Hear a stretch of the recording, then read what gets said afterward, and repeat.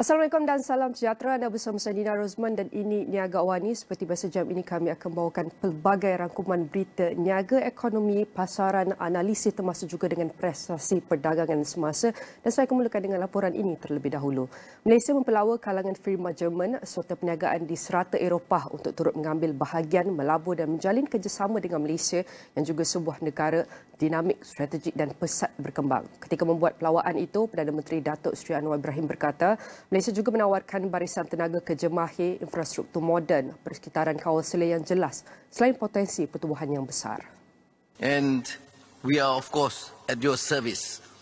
We will engage where you need the China market, that you need an important base in Malaysia. We will provide that base for export as Volkswagen have done with Airbus and many other companies, and of course Infineon and Siemens, to make sure that Malaysia remains to be a hub. Which comes to the next fundamental question. Is the policy attractive? Are we clear on our policies? My answer is yes.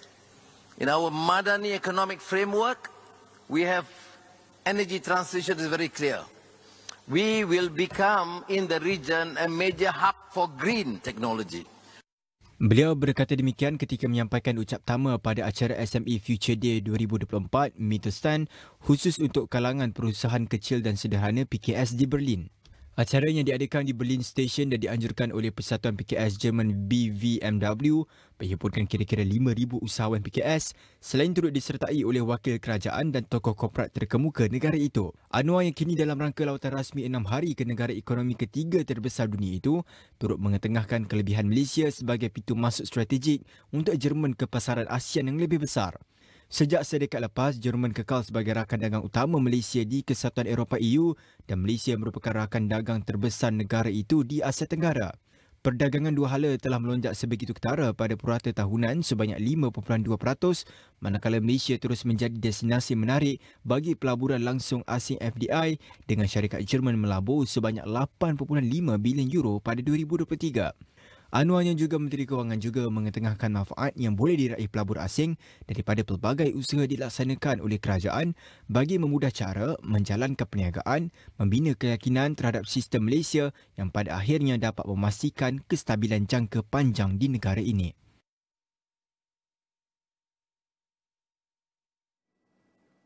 Malaysia Kesatuan Eropah EU semakin hampir untuk memulakan rundingan mengenai perjanjian perdagangan bebas FTA. Perkara itu dimaklumkan oleh Perdana Menteri Datuk Seri Anwar Ibrahim lalu kenyataan yang dikeluarkan sejurus pertemuan bersama Naib Chancellor Jerman Dr. Robert Habeck.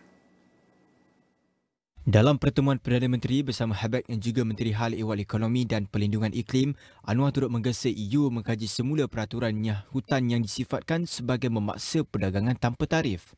Kenyataan itu turut memaklumkan Malaysia mencadangkan kolaborasi pembangunan kapasiti dan kemahiran ASEAN Jerman melalui latihan bersama, bengkel dan program mentor.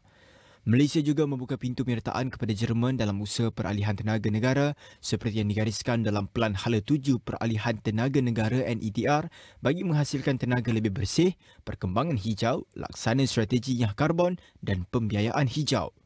Anwar bertemu Habeck di acara Zukunftsdag Mittelstand atau Hari Masa Depan untuk Perusahaan Kecil dan Sederhana PKS, Anjuran Pertubuhan Perniagaan Kecil dan Sederhana Jerman BVMW sebelum menyampaikan ucap tama di acara tersebut.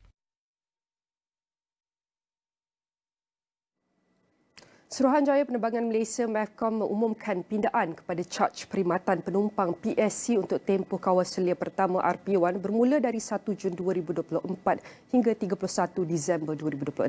Caj perkhidmatan penumpang PSC adalah caj untuk penggunaan kemudahan lapangan terbang yang dibayar oleh semua penumpang yang berlepas dari dan transfer melalui semua lapangan terbang nasional. PSC dikutip oleh syarikat penerbangan semasa pembelian tiket dan dibayar kepada pengendali lapangan terbang selepas penerbangan. Di bawah Seksyen 46 Akta Suruhanjaya Penerbangan Malaysia 2015 Akta 771, MAVCOM bertanggungjawab menetapkan caj perkhidmatan penerbangan ASC seperti PSC, caj pendaratan dan caj pakai pesawat antara lain. Dan bercakap mengenai caj perkhidmatan pesawat, ini adalah perkara yang perlu anda tahu. Kalau anda teliti daripada jadual 1 menunjukkan kadar PSC ataupun caj perkhidmatan iaitu caj perkhidmatan semasa dan kadar pindaan bagi pelepasan dari lapangan terbang di Malaysia. Untuk kita teliti pada mulanya iaitu perjalanan domestik, kalau anda boleh saksikan dari atau melalui semua lapangan terbang kepada lapangan terbang, caj semasa adalah RM11.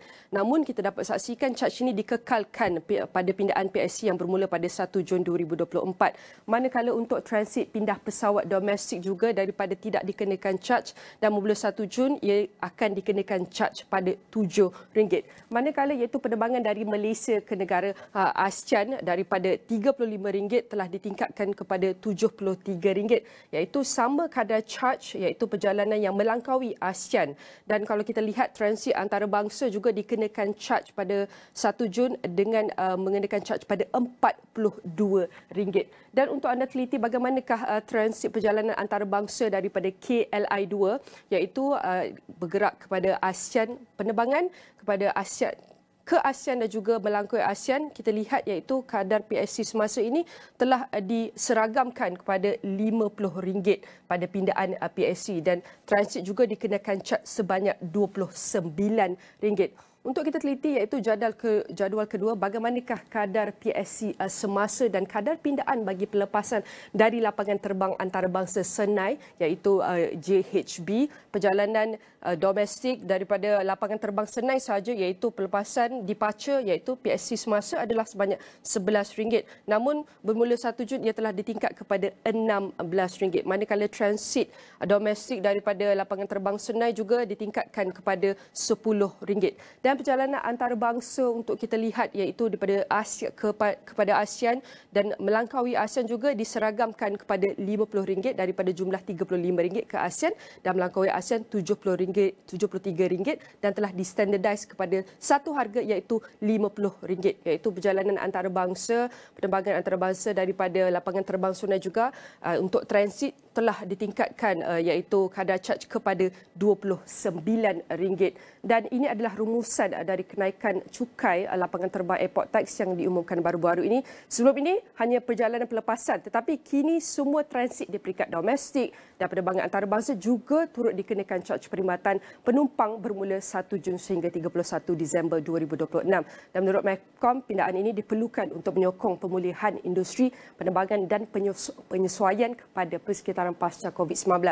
Pindaan itu sejajar dengan amalan terbaik global dan perubahan keadaan pasaran itu. Ditambah lagi, pindaan ini bertujuan untuk melindungi kebajikan pengguna penerbangan, memudahkan pemulihan yang mampan dan berdaya tahan serta memastikan kestabilan kewangan di sektor penerbangan. Dan bersedia untuk mengulas lebih lanjut berkenaan kenaikan caj perkhidmatan penumpang PSC ini, berada di talian adalah Profesor Madya Dr. Wan Mazlina Wan Muhammad merupakan pengarah Institut Pengangkutan Malaysia Mitransio ITM. Saya nak ucapkan terima kasih Doktor kerana sudi meluangkan masa bersama kami daripada jadual yang telah saya kongsikan ini. Pandangan doktor kepada keperluan menaikkan caj perkhidmatan penumpang PSC bermula Jun ini, bagaimana? Terima kasih Cik Nida.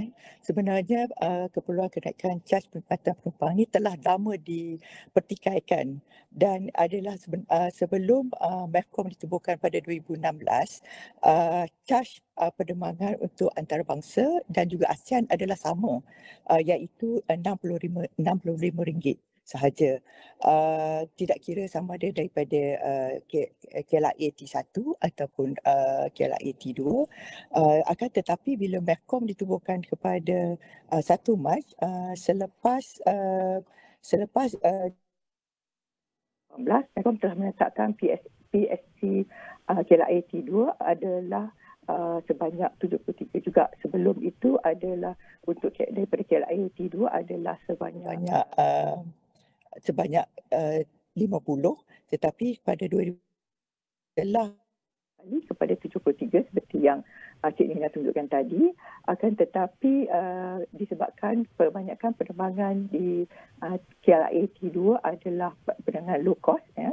Jadi pihak penerbangan memohon untuk kerajaan mengkaji semula sama ada boleh diturunkan kepada RM50. kerana seperti yang disebut, fasiliti yang disediakan di T2, KLIA T2 adalah tidak setara berbanding dengan fasiliti T1, KLIA T1. Jadi dengan adanya charge yang baru, ini kita dapat, perbezaannya ada sekarang adalah hanya KLIA T1 yang mengekalkan harga RM73, manakala lapangan terbang antarabangsa yang lain seperti Kuching, Kota Kinabalu, Pulau Pinang, Langkawi, dan juga Senai turun kepada RM50. Akan tetapi seperti yang Cik Nina sebutkan tadi, charge penerbangan domestik kekal kecuali untuk Senai. Jadi ini at least lebih setara. Sekurang-kurangnya kita tahu untuk charge 73 hanya untuk international airport yang bertaraf hub seperti KLIA T1. Dan untuk lapangan antarabangsa yang lain termasuk KLIA T2, ianya lebih rendah untuk menyetarakan kemudahan dan fasiliti yang diberikan di international airport yang lain. Jadi saya rasa sebenarnya balik ke asal, dan jika kita tengok di luar negara pun seperti di Thailand, Indonesia dan sebagainya, memang tidak ada spesifik ataupun dedikasi kos penerbangan PSC untuk ASEAN sahaja. Dia hanya ada sama ada international ataupun domestik sahaja. Prof, sebagai pengguna, selalunya mereka akan persoal jika charge naik, apa yang saya dapat? What are the benefits? Bagaimana pengurusan lapangan terbang MEHB dapat pastikan penyampaian ditingkatkan kepada pengguna mahupun pengembara? Okey, sekarang ini dengan social media yang lebih meluas, jadi pengguna lebih sensitif ataupun lebih lebih mengetahui mengenai PSC. Sebelum ini pihak mitran ada menjalankan survey di KLIA Terminal 1 dan KLIA Terminal 2 di masa tahun 2017 bila ada ura-ura untuk charge naik pada 2018. Pihak mitran ada mengadakan survey dan daripada hasil analisa yang kita dapat daripada 404 penumpang yang kita interview, 204 mengatakan mereka tidak tahu bahawa wujudnya charge PSC ini. Jadi kadang-kadang mungkin sekarang pengguna lebih peka. Bila pengguna lebih peka, maka pihak macam operator atau seperti MHB perlu lebih dinamik untuk memastikan apa yang charge ini yang dikenakan dapat memberi kemudahan yang seperti mana pengguna expect ataupun perceive ataupun persepsi pengguna.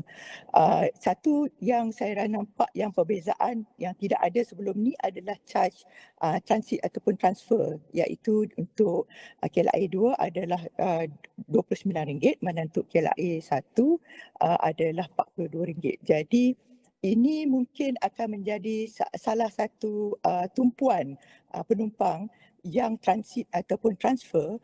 Begitu juga dengan domestik, ada juga charge transfer RM7 untuk domestik, kecuali di Senai RM10. Jadi ini saya rasa yang ini akan lebih sensitif, penumpang akan lebih bertanya apakah kemudahan yang diberikan untuk mereka dan dikenakan charge transfer. So pihak operator seperti MHB perlu menyediakan kemudahan apabila charge ini diperkenalkan. Seperti Prof kata, iaitu charge perkhidmatan perlu seiring dengan perkhidmatan yang ditawarkan dan disediakan.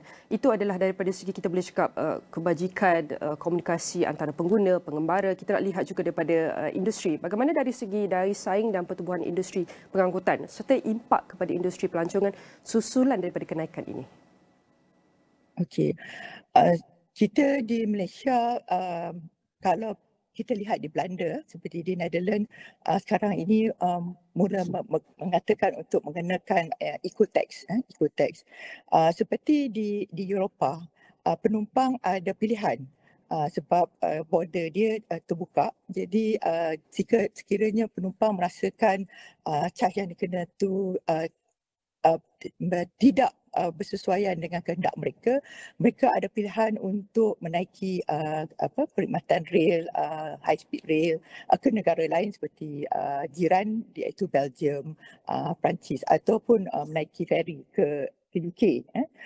Tetapi di Malaysia ini mungkin apa daripada survey yang kita dapat tu, kadang-kadang penumpang tidak ada pilihan lain. So itu sahaja lapangan terbang yang ada. So mahu tak mahu dia orang terpaksa naik orang kata daripada lapangan terbang ini. Dan kita dapati penumpang juga kadang-kadang lebih memilih syarikat penerbangan daripada airport.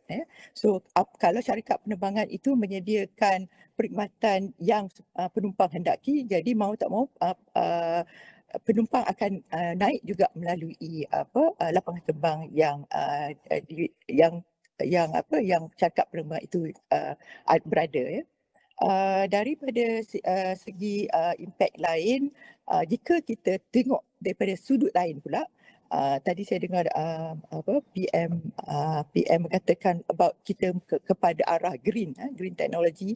So daripada sudut kelastrian pula, bila adanya PSC yang lebih tinggi, mungkin penumpang terpaksa fikir 2 kali ataupun 3 kali, terutamanya pada penumpang yang orang kata leisure traveller, untuk sama ada untuk terbang atau tidak daripada lapangan terbang tersebut. So on one side kita akan mengurangkan carbon footprint dan juga emission pencemaran udara, kerana seperti yang kita tahu penerbangan adalah penyumbang utama untuk pencemaran udara. Jadi dari untuk daya saing pula, maybe Malaysia perlu juga meluaskan perkhidmatan rail seperti yang sekarang ini, rail elektrik, untuk menyenangkan untuk mengurangkan carbon footprint. Dan juga yang sekarang ini saya dengar, dulu kita ada menyebut pasal One Belt One Road umpamanya.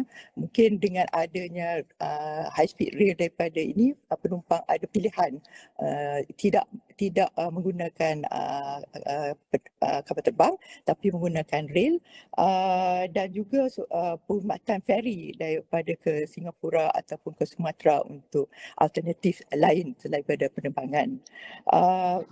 Mengenai pelancongan pula, saya rasa sekarang ini Malaysia merupakan negara ASEAN yang tertinggi mencatatkan pelancongan asing pada tahun 2023, iaitu sebanyak 29 juta.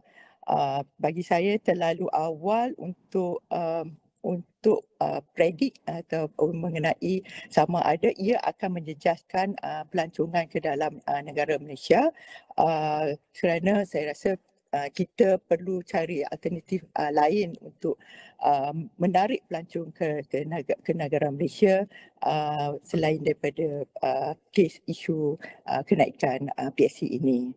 So kita kena cari satu formula yang well balanced di mana dapat menjadikan Malaysia sebagai negara yang lestari dan pada masa yang sama dapat menjanakan pendapatan dari pelancongan dan sebagainya.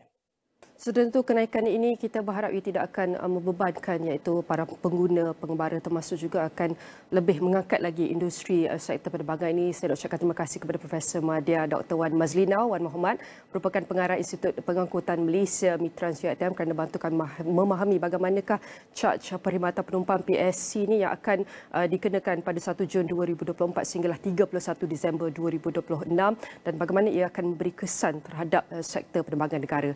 Dan semua perbincangan ini akan kami rangkumkan dalam astrawani.com dan semua platform digital Astro. Dan selepas ini kami akan bawakan laporan ringkas dagang.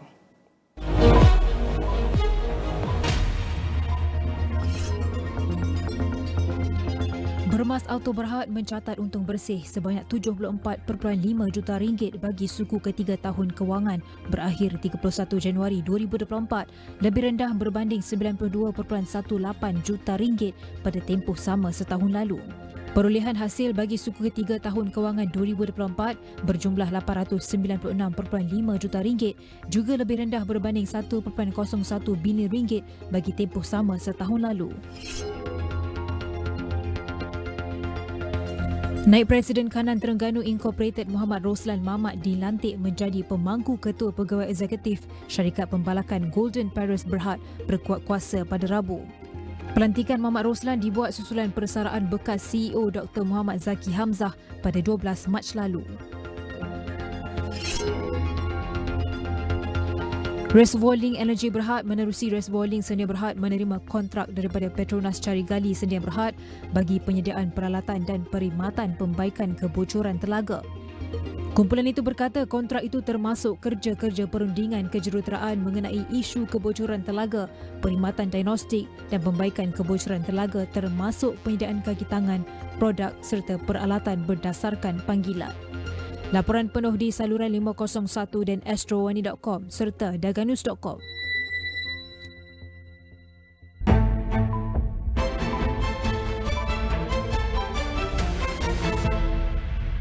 Lepas ni kita terawih ya? Pergi mandi dulu? Baik, Mak. Guna mandian Lifebuoy berkesan melawan kuman punca bau badan. Rasai kesegaran 12 jam. Lifebuoy, segar dan sedia beribadah tanpa kuman. My followers trust me because of the way that I look. Love you guys. Mwah. Sebagai influencer, I menggunakan platform I untuk fans I. And ada banyak social sites untuk you guys follow. But here's some advice. Be careful when you share your ID. Selidik dulu sebelum klik because you never know what might happen to you. Stream ID anytime, anywhere to find out the truth. Assalamualaikum warahmatullahi wabarakatuh. Selamat menyambut Ramadan Al-Mubarak. Inilah peluang kita meningkatkan kualiti masa bersama keluarga. Sebab masa adalah anugerah terindah. Tambah pula disulam dengan ibadah di bulan Ramadan. Ui, cantik sangat tu. Satu lagi, jangan lupa lepas tarawih nanti bersama saya dalam Malam Ini Ustaz Don. Teristimewa untuk anda, kami sediakan stiker pack saya dan rakan-rakan artis. Tahu mana nak download? Jangan lupa My Astro app. 5 lelaki penghantar makanan didakwa di Mahkamah Magistrate Bangi atas tuduhan membunuh seorang pemandu kereta lelaki dalam satu kejadian. 4 sungai di sekitar kawasan perindustrian Pasir Gudang di Johor termasuk Sungai Kim Kim didapati tercemar dan berada pada tahap yang membimbangkan. Kerajaan sudah mulakan inisiatif untuk menggantikan kenderaan operasinya kepada kenderaan elektrik EV dalam skala kecil terlebih dahulu.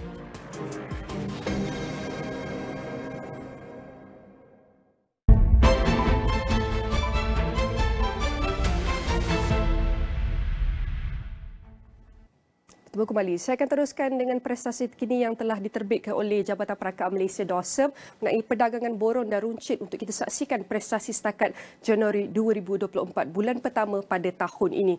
Dan kalau boleh anda teliti nilai jualan yang dicatatkan pada bulan pertama tahun ini sebanyak 142.4 bilion ringgit, iaitu peningkatan sebanyak 5.4% yang telah dicatatkan pada Januari 2024. Manakala indeks volume untuk Januari 2024 telah merekodkan sebanyak 152.3 mata, iaitu peningkatan daripada Disember sehingga Januari 2024 kepada 3.5%. Dan ini adalah prestasi keseluruhan yang dapat kita saksikan pada bulan Januari 2024. Dan antara sektor yang telah memberi sumbangan kepada prestasi borong dan runcit terkini kita adalah daripada prestasi 3 sektor, iaitu perdagangan borong, perdagangan runcit dan juga kenderaan bermotor. Kalau kita mulakan, antara sektor yang paling tinggi memberi sumbangan tertinggi kepada borong dan runcit kita adalah daripada sektor kenderaan bermotor. Kalau kita teliti daripada nilai jualan yang telah meningkat pada Januari kepada 17.6 bilion ringgit, iaitu peningkatan sebanyak 2 digit 16%. Manakala indeks volume juga telah meningkat kepada 12.1%, meningkat kepada 2 digit berbanding Disember 2023 tahun lepas. Dan antara iaitu penyumbang kedua tertinggi kepada prestasi borong dan runcit adalah daripada sektor perdagangan borong dengan nilai jualan telah mencatatkan peningkatan sebanyak 5.5% kepada 63.7 bilion ringgit. Manakala indeks volume juga telah meningkat daripada Disember 2023 3.4% kepada 4.0% pada Januari tahun ini. Dan perdagangan runcit juga telah mencatatkan peningkatan dengan nilai jualan kepada 61.1 bilion ringgit, iaitu sedikit peningkatan 2.6% berbanding Disember tahun lepas, dan indeks volume juga telah meningkat kepada 1.4%. Walaupun telah meningkat namun ia sedikit rendah berbanding Disember tahun lepas. Seterusnya, indeks volume pelarasan musim bulanan Disember 2023 mencatatkan penurunan sebanyak 0.8%, manakala Januari 2024 juga telah turun lebih kepada 0.9%.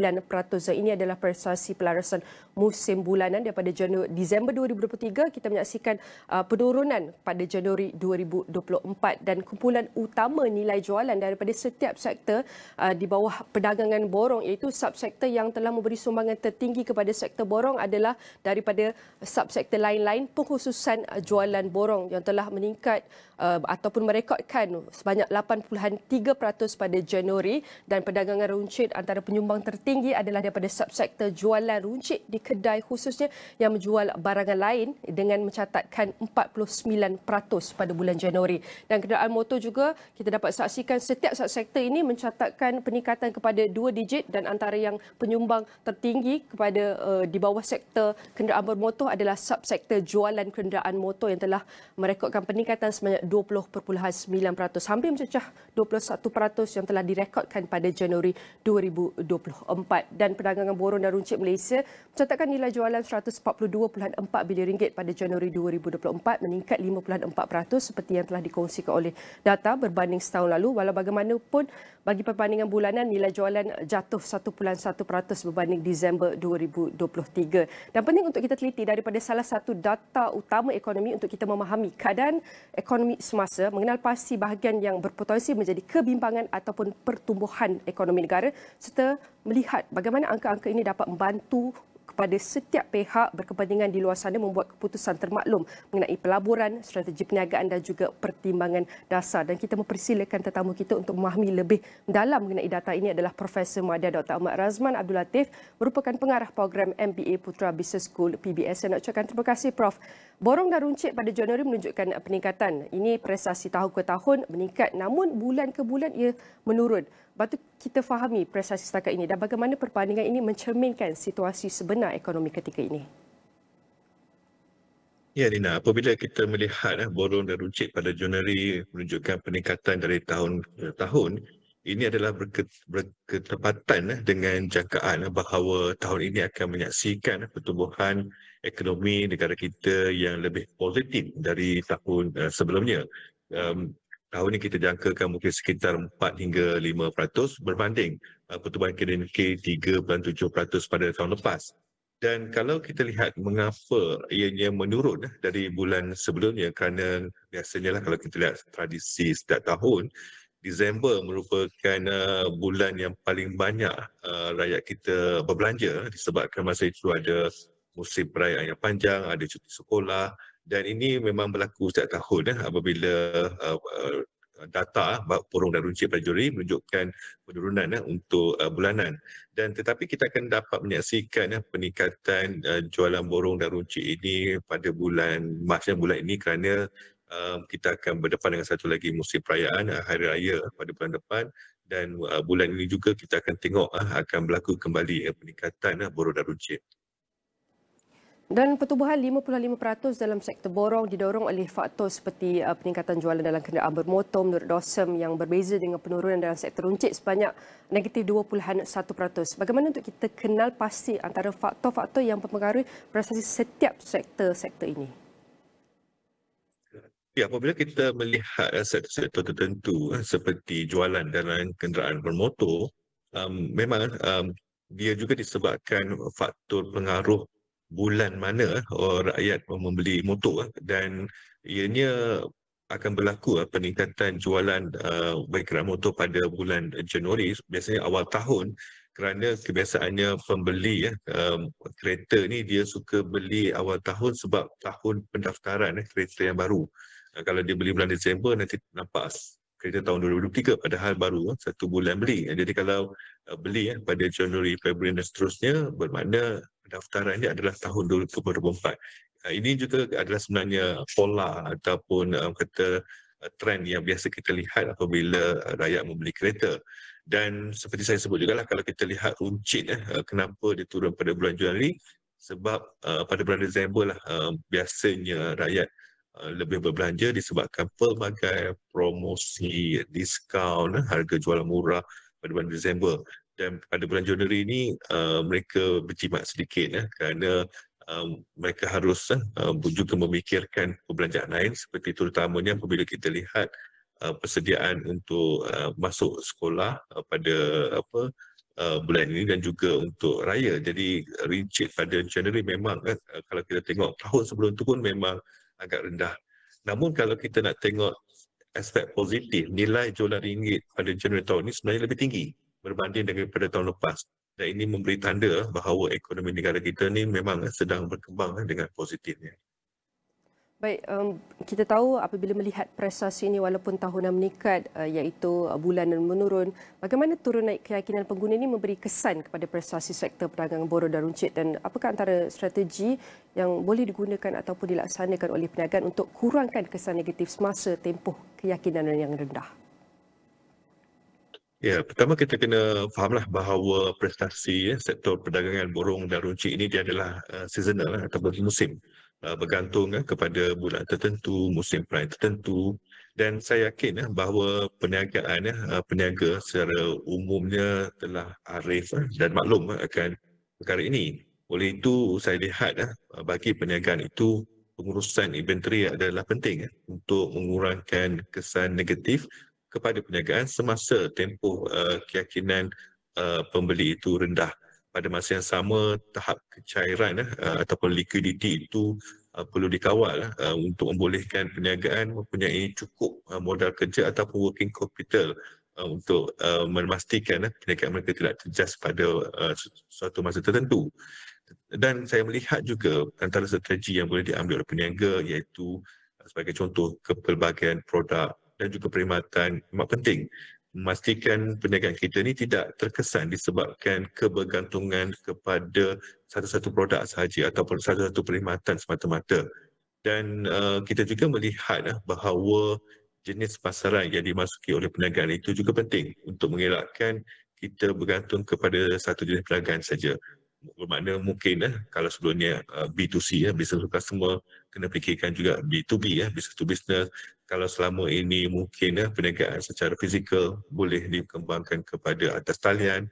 Kalau selama ni perniagaan di peringkat domestik, sekarang ini sebenarnya peluang untuk kita masuk ke pasaran antarabangsa. Sementara nilai ringgit kita ni masih rendah ni, boleh kata membantu melariskan jualan kita apabila kita jual di luar negara.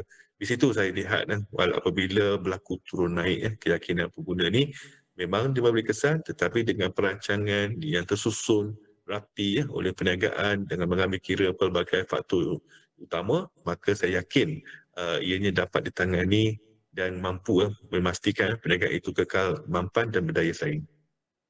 Dan seperti yang Prof kata bahawa itu prestasi iaitu setiap sektor ataupun industri ini ikut iaitu bermusim. Kadang-kadang kalau kita lihat pada awal tahun, hujung tahun mungkin pembelian seperti pembelian kereta ataupun pembelian bermotor ini meningkat dan ada kalanya di pertengahan menurun. Tetapi Prof, kalau kita lihat iaitu kita nak pastikan iaitu prestasi ini tidak jauh, iaitu kita nak pastikan keseimbangan daripada setiap sektor dan kita tak nak lihat iaitu gap dia terlalu jauh.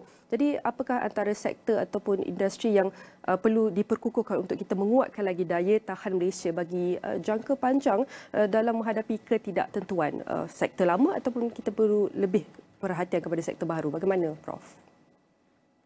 Ya, memang perhatian harus ditumpukan kepada sektor sedia ada dan juga sektor baru, kerana kita lihat punca mengapa kadang-kadang kita mudah terkesan dengan turun naik keyakinan pelanggan ini kerana pertama mungkin pasaran kita kecil, hanya bergantung kepada domestik semata-mata. Dan apabila berlaku satu peristiwa ataupun suasana yang menyebabkan pelanggan tidak mahu lagi berbelanja, maka kita mudah terkesan. Oleh itu kita kena pastikan pertama memperkasakan ekonomi domestik ini, iaitu kita menggalakkan perniagaan kita untuk mencuri pelbagai bidang, dan juga sebenarnya lebih penting untuk masuk ke pasaran yang melebihi daripada domestik ini, di pasaran Asia terutamanya dan juga pasaran global. Kerana di situlah peluang yang lebih luas untuk perniagaan untuk memastikan peningkatan pendapatan dan juga kemampanan perniagaan mereka.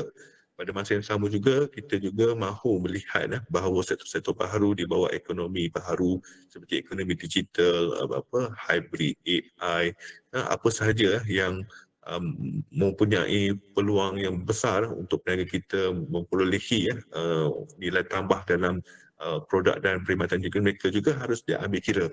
Ini boleh dipercepatkan melalui galakan inisiatif daripada kerajaan yang saya lihat pada masa ini kerajaan sudah mula komited untuk menyalurkan dana ataupun bantuan berbilion untuk memastikan bahawa sumbangan dalam sektor-sektor baharu ini menjadi lebih bermakna, lebih besar, dan kita tidak lagi bergantung kepada sektor-sektor tradisi kita, kerana kita sudah lihat kebergantungan kepada sektor dua sektor saja, kebergantungan kepada satu dua rakan dagang saja menyebabkan kita mulai terkesan dengan senario perubahan yang berlaku bukan sahaja di peringkat domestik tapi juga di peringkat antarabangsa yang melibatkan geopolitik terutamanya.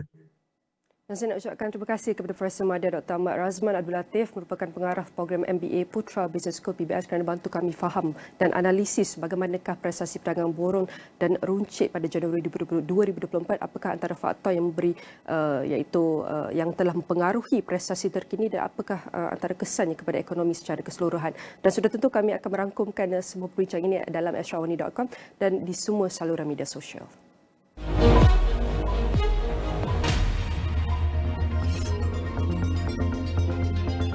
Kerajaan akan membantu meringankan beban pembeli rumah residensi hektar Gombak yang terpaksa membayar faedah ansuran pinjaman projek sakit tersebut. Timbalan Menteri Perumahan dan Kerajaan Tempatan Dato' Aiman Atirah Sabu berkata, surat pengesahan status projek residensi hektar Gombak akan dikeluarkan dengan menyarankan pihak bank pembiaya untuk memberikan pengurangan atau pengecualian kadar faedah dan perstrukturan semula pinjaman perumahan kepada pembeli.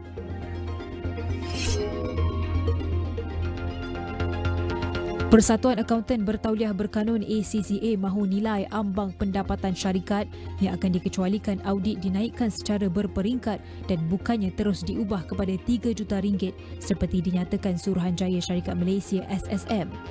Ketua Portfolio Maritim Asia Tenggara ACCA Andrew Lim berkata, jika nilai ambang pendapatan syarikat yang dikecualikan audit dinaikkan tanpa berperingkat, dikhawatiri memberikan implikasi mendalam terhadap aspek integriti dan kebolehpercayaan. Collaborative Research in Engineering and Science and Technology Centre CREST bersama Persatuan Aeroangkasa Malaysia MAIA dan Persatuan Industri Perubatan Malaysia AMMI melancarkan geran peningkatan kemahiran bernilai RM30 juta bagi industri aeroangkasa dan peranti perubatan. CREST dalam satu kenyataan media berkata, mereka juga telah memeterai memorandum persefahaman untuk meningkatkan bakat yang menepati keperluan industri bagi memenuhi permintaan pesat di dalam sektor bernilai tinggi. Laporan penuh di saluran 501 dan astro.awani.com serta daganus.com. Dan kita akan teruskan dengan prestasi ringgit Malaysia pada 13 Mac 2024.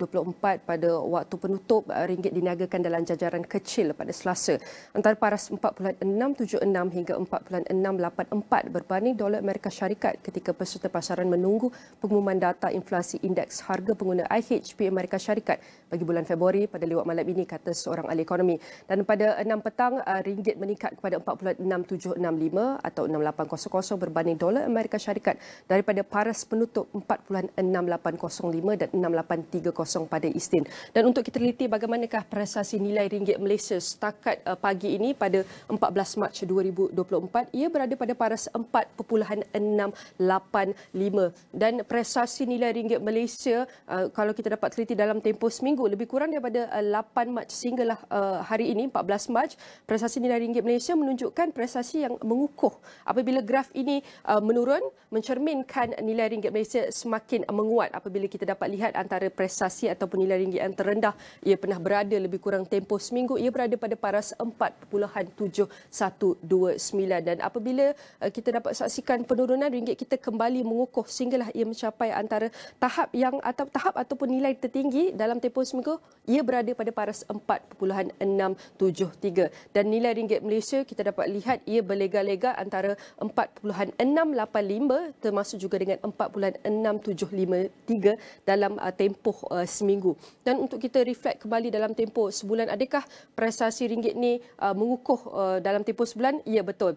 Nilai ringgit Malaysia teruskan dengan momentum positif. Apabila graf ini menurun, ringgit kita semakin mengukuh dengan meningkatkan, kita dapat lihat iaitu antara prestasi terbaik lebih kurang minggu ini ia berada pada paras 4.6757. Itu adalah antara iaitu angka ataupun prestasi yang tertinggi dalam tempoh sebulan. Dan dalam tempoh 6 bulan kita lihat lebih zoom up jauh sedikit, nilai ringgit Malaysia dapat saksikan naik turun yang amat ketara. Apabila kita dapat saksikan lebih kurang Oktober, November, nilai ringgit kita berada di paras yang rendah lebih kurang 4.792, namun ia kembali mengukuh dan stabil balik apabila masuk lebih kurang November sehinggalah Disember 2023, ringgit kita mencecah antara tahap yang terbaik iaitu 4.6328 dan ia terus meneruskan momentum yang baik, ringgit semakin stabil sehingga mencapai tahap yang paling tinggi iaitu 4.600. Namun apabila masuk 2024 kita dapat saksikan masuk sehinggalah Februari, ringgit kita terus meningkat mencerminkan ringgit semakin lemah dan merosot. Namun kita dapat lihat nilai ringgit Malaysia kembali mengukuh apabila kita masuk pada bulan Mac tahun ini sehinggalah kita dapat lihat pada 14 Mac tahun ini ia berada pada paras 4.685 dan kita dapat saksikan nilai ringgit Malaysia terus meneruskan momentum yang positif. Dan daripada bergerak ke hadapan sudah tentu penting untuk kita meliti dan memahami dinamika pasaran mata wang dan terus memantau kepada faktor yang mempengaruhi kadar pertukaran mata wang dan bagaimana perubahan ini akan memberi kesan kepada ekonomi secara keseluruhan. Dan saya akan teruskan dengan prestasi FBM KLCI Bursa Malaysia. Setakat pagi ini ia telah mencapai pada paras 1,534.63 ataupun negatif 0.23%, penurunan sebanyak 3.50 dan ini adalah prestasi Bursa Malaysia pada waktu pembukaan pagi ini. Dan kalau kita teliti lebih jauh sedikit dalam tempoh 5 hari bagaimanakah pergerakan Bursa Malaysia kita, iaitu bermula daripada minggu lepas Jumaat sehinggalah hari Khamis, kita dapat lihat prestasi Bursa Malaysia berada di paras yang agak rendah lebih kurang pada paras 4,537.25 dan kita dapat lihat ia meningkat ataupun naik secara perlahan sehinggalah ia mencapai tahap tertinggi pada 1,554.18 yang dapat kita saksikan, paras yang paling tinggi yang dapat kita saksi dalam tempoh 5 hari daripada Jumaat sehinggalah hari Khamis pada waktu pembukaan ini. Dan kalau kita ke belakang sedikit untuk lihat bagaimanakah prestasi dalam tempoh sebulan, iaitu prestasi Bursa Malaysia daripada Februari, lebih kurang Februari 18 hinggalah Februari 19, kita dapat lihat lonjakan peningkatan FBM KLCI kepada paras yang antara paras yang tertinggi iaitu 1,555.59 dan ia berlega antara paras itu sehinggalah masuk awal Mac bulan ini ia telah menurun sedikit ke paras lebih kurang 1,531.51, namun ia kembali meningkat pada paras yang tertinggi sehingga 1,554.56 dan kita telah mencapai antara paras terkini iaitu 1534.10. Dan kita tahu semalam apabila kita dapat memahami bagaimanakah prestasi Bursa Malaysia semalam, ia telah meneruskan kenaikan untuk ditutup tinggi bagi hari keempat berturut-turut. Hari semalam disokong oleh belian berterusan dalam kebanyakan saham wajaran tinggi di tengah-tengah pemulihan sentimen di pasaran serantau, kata seorang peniaga.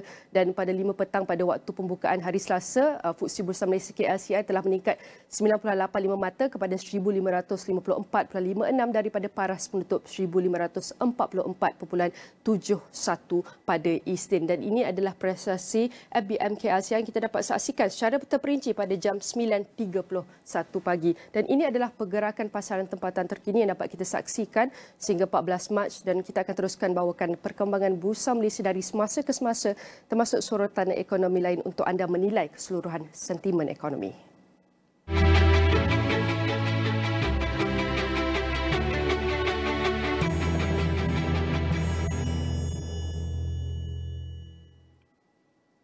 Ditenggelami dengan perkembangan dan kecanggihan teknologi, khususnya kecanggihan telefon pintar menyebabkan ada pihak yang terpaksa gulung tikar, terutama teknologi gambar secara digital yang sangat pesat menjadikan perniagaan bingkai gambar semakin merundum. Namun bagi usahawan bingkai gambar seperti Black D-Frame Maker yang terletak di Seksyen 2 Shah Alam, mereka mengambil peluang gunakan kuasa media sosial sebagai sambungan kepada pelanggan secara meluas.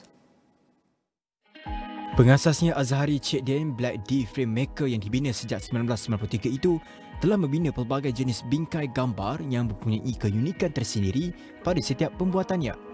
Hasil kerjanya halus dan cermat serta komited memenuhi kehendak pelanggan menjadikan nama Black D-Frame Maker terus mendapat tempat di hati pelanggan tetap. Bagaimanapun atas kecekapan dan keprihatinan salah seorang anaknya, perniagaan bingkai gambar eksklusif ini terus berdaya tahan. Bermain dengan trend sekarang menggunakan digital, kita memudahkan pelanggan. Kita tidak sampai datang ke sini, hanya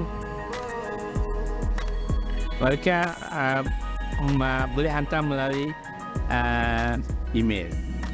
Dan daripada situ kita boleh cetak dan kita boleh buat frame dan customer tu datang. Itu menyenangkan. Azhari bersetuju kesedaran dalam aspek pemasaran atas talian, terutamanya media sosial, antara strategi syarikatnya memaksimumkan penggunaan pemasaran yang betul. Ini kerana pembelian atas talian menjadi satu perkara asas dalam kehidupan seharian. Kita melalui trend terkini yang menggunakan digital dan mass media dan mungkin menggunakan kaedah AI, di mana kita boleh mengolahkan sesuatu yang bentuk yang lebih sophisticated lagi. Dan kaedah itu penting untuk berkembang luas untuk target grup customer. Mereka juga berkebolehan membuat bingkai untuk koleksi barangan yang mempunyai nilai sentimental kepada pelanggan. Sebagai contoh, koleksi piala, baju, pingat, kereta, di mana ia boleh dimemorikan terus menerusi seni halus bingkai gambar. Kebolehan menghasilkan seni khas sejak lebih 30 tahun lalu juga salah satu faktor syarikat itu terus mendapat sambutan pelanggan.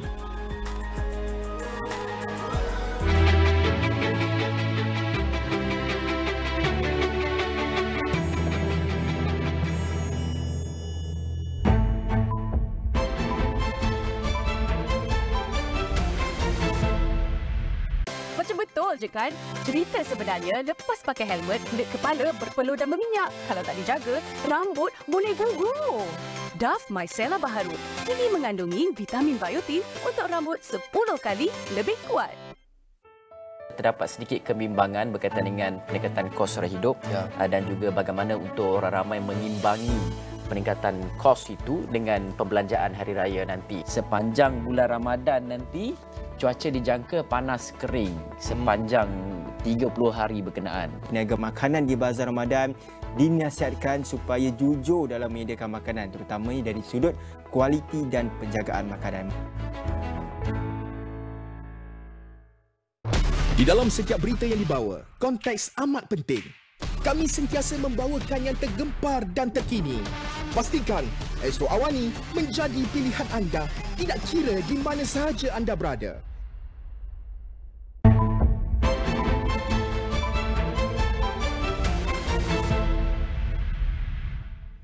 All right, we're going to move on to the international news with the U.S. House of Representatives overwhelming pass a bill on Wednesday that will give TikTok's Chinese owner ByteDance about 6 months to divest the U.S. assets of the short video app or face a ban in the greatest threat to the app since the Trump administration. The bill passed 352-65 with bipartisan support, but it faces a more uncertain path in the Senate where some favor a different approach to regulating foreign-owned apps posing security concerns. Senate Majority Leader Chuck Schumer said the Senate will review the legislation. The fate of TikTok, used by about 170 million Americans, has become a major issue in Washington. Lawmakers said their offices had received large volumes of calls from teenage TikTok users who opposed the legislation, with the volume of complaints at times exceeding the number of calls seeking a ceasefire between Israel and Hamas in Gaza. The measure is the latest in a series of moves in Washington to respond to U.S. national security concerns about China, from connected vehicles to advanced artificial intelligence chips to cranes at U.S. ports. Senate Commerce Committee Chair Maria Cantwell, who will play an important role in the Senate's next move, said she wants legislation that could hold up in court and is considering a separate bill, but is not sure what her next step is. The vote comes just over a week since the bill was proposed, following one public hearing with little debate and after action in Congress had stalled for more than a year. Last month, President Joe Biden's re-election campaign joined TikTok, raising hopes among TikTok officials that legislation was unlikely this year. TikTok is a threat to our national security because it is owned by ByteDance, which does the bidding of the Chinese Communist Party. We know this because ByteDance leadership says so and because Chinese law requires it. This bill therefore forces TikTok to break up with the Chinese Communist Party. It does not apply to American companies. It only applies to companies subject to the control of foreign adversaries defined by Congress. Unfortunately, when TikTok has appeared before Congress, whether it's before the House Energy and Commerce Committee or otherwise, it has not been candid, my friends. It has not been candid. First, TikTok said its data is not accessible to China-based ByteDance employees. False. China-based employees routinely access this data, even unbeknownst to employees of TikTok USA. There are dangers that lie ahead in this. This is really about controlling Americans' data. And if we cared about Americans' data, then we would stop the sale of Americans' data universally, not just with China.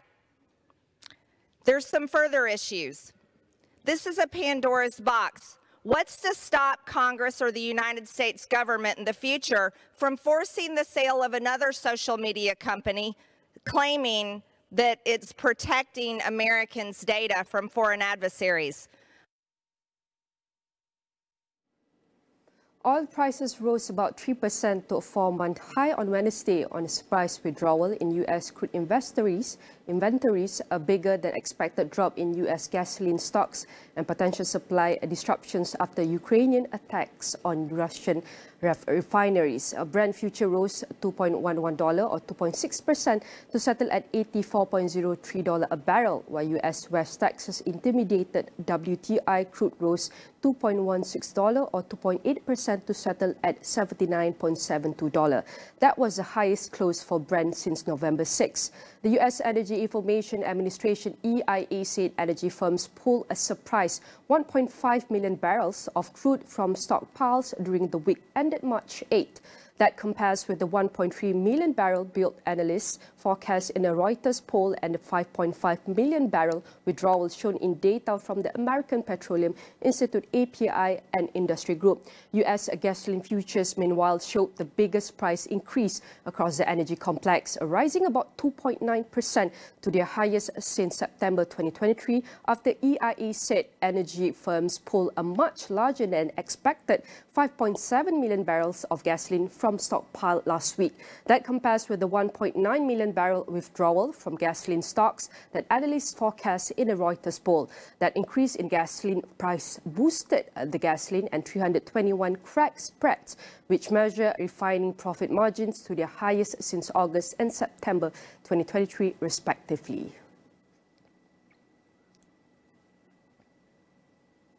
The S&P 500 and Nasdaq edged lower on Wednesday as investors took profits in chip maker stocks while they brace for producer price data and further clues on the inflation trend ahead of next week's Federal Reserve meeting. An index of semiconductors eased 2.5% after recent strong gains, but was up 70% for the year to date. Shares of Nvidia, which have led the recent rally fueled by optimism about artificial intelligence, fell 1.1%. February U.S. producer price data due on Thursday could offer further insights into the inflation picture.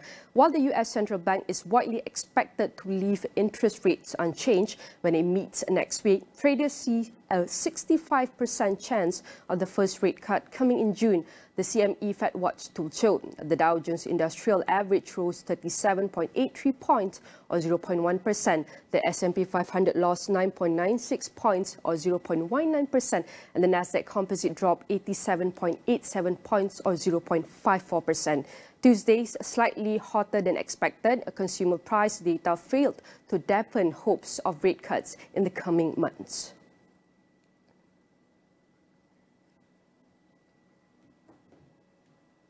And now let's take a deep dive into the US market within the S&P 500 market. And if you look at it briefly, we can see that one of the major sectors within the S&P 500 is facing a Red Sea. And we will start with one of the major sectors, the technology, with Microsoft is down by 0.04% as of this morning.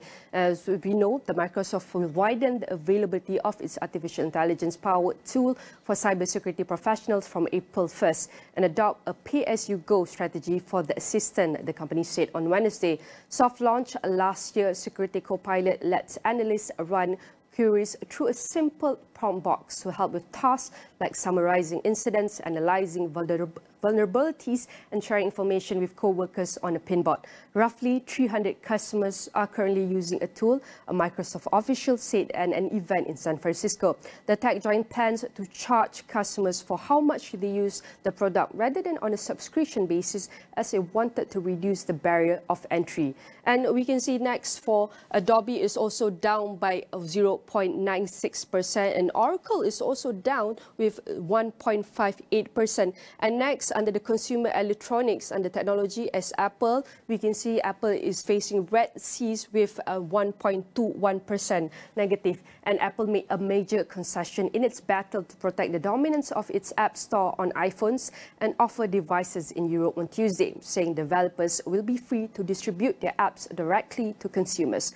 Apple announced the changes to comply with the European Union's Digital Markets Act, DMA, which kicked in last week. The changes could then the high profit margins and steady stream of revenue that Apple has come to rely on from its App Store, where it charges developers fees of up to 30%. The changes, which affect only the European Union, EU, come amid continuing criticism from rivals that Apple's compliance efforts are falling short. Beginning this spring, software developers operating in Europe will be able to distribute apps to EU customers directly from their own website instead of through the Apps Store. And for semiconductor, Nvidia is also facing a negative this morning by 1.11%, following by Intel. Also, we can see a very low in the market. This morning is 4.4%. We can see semiconductor is facing a very the brightest red among other sectors or industry within the S&P 500. And we're going to move on with the Google. Google for this morning is opposite the Red Sea, which is up by 0.82% as of the morning. And Google is restricting AI chatbot Gemini from answering questions about the global election set to happen this year. The Alphabet-owned firm said on Tuesday as it looked to avoid potential missteps in development of the technology. The update comes at a time when advancement in generative AI, including image and video generation, have fanned concern of misinformation and fake news among the public, prompting governments to regulate the technology. When asked about elections such as the upcoming US presidential matchup between Joe Biden and Donald Trump, Gemini responded with, "I'm still learning how to answer this. In the meantime, try Google search." Google had announced restrictions within the US in December, saying they would come into effect ahead of the election. And next update for Meta. Meta cannot stop the US Federal Trade Commission from reopening a probe into its Facebook unit's privacy practices for now a US appeals court rule, despite Meta's objections that it's already paid $5 billion fine and agreed to a range of safeguards. The FTC wants to tighten an existing 2020 Facebook privacy settlement to ban profiting from minors' data and expand curbs on facial recognition technology. The agency has accused Meta of misleading parents about protection for children. The decision from the US Court of Appeals from the DC Circuit was a setback for Meta, which has asked the court to freeze the FTC case while it pursues a separate lawsuit challenging the FTC's inquiry on constitutional grounds. The appeals court said the FTC stated privacy concerns implicate important public interests and that Meta would have an opportunity to contest any final action by the agency. Meta in a statement said the court orders does not address the substance of the FTC allegation which are without a merit. And as of this morning, Meta is also down by negative 0.8%. We can see that is also Meta is down, and Amazon under the internet retail sector is up by 0.66%. And this is the latest update of the US market within the S&P 500 index. We can see as of 14 March 2024. Surely we will bring you for more updates, and that's it for Niaga Awani. I'm Nina Rosman. Catch you on the next.